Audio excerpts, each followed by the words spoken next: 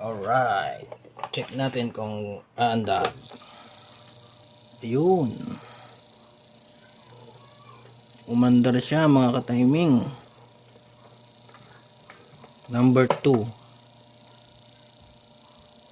number 3. Ang bidyong ito ay naglalahad ng mga impormasyon, mga kaalaman sa pagkukumpuni ng iba't ibang mga bagay katulad ng cellphone, TV, DVD at iba pang electronic devices.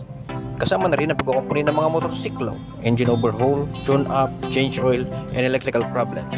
Kung bago ka pa lang sa aking channel ay inaanyayahan ko po kayong i-click ang subscribe button at ang bell icon para maging updated ka sa mga susunod na uploads natin. Nag-upload ako ng isa o higit pang videos kada linggo. Maraming salamat po. Gagawin lang natin mga ka-timing, magpapalit lang tayo ng bushing.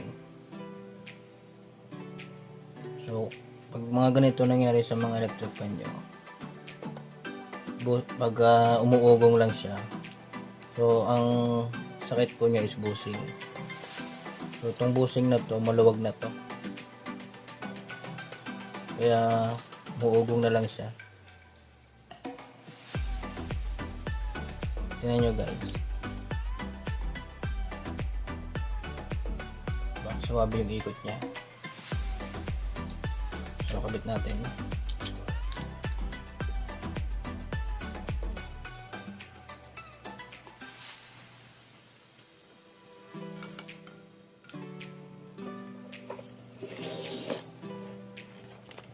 So yung electric pa niya napakadumi.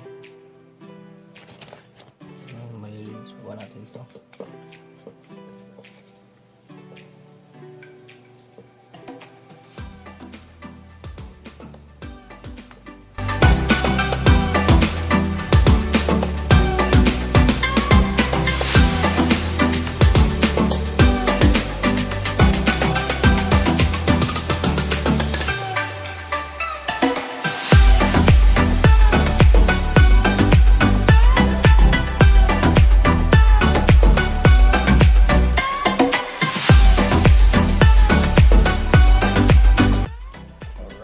Mga ka-timing,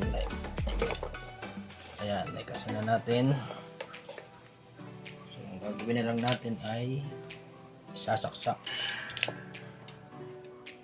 Alright, check natin kung aandar. Yun, umandar siya mga ka-timing. Number 2, number 3, number 1. Yun. Alright. Ayan lang po. Problema niya mga timing, yung kanyang dalawang bushing. So kalimitan to nangyayari sa electric fan natin mga ka-timing. Dahil nawawala na to sa tamang sukat. Kaya ito kalimitan nasisira sa electric fan, yung kanyang bushing. So yun lang po at kita-kits tayo sa susunod na videos. Maraming salamat po.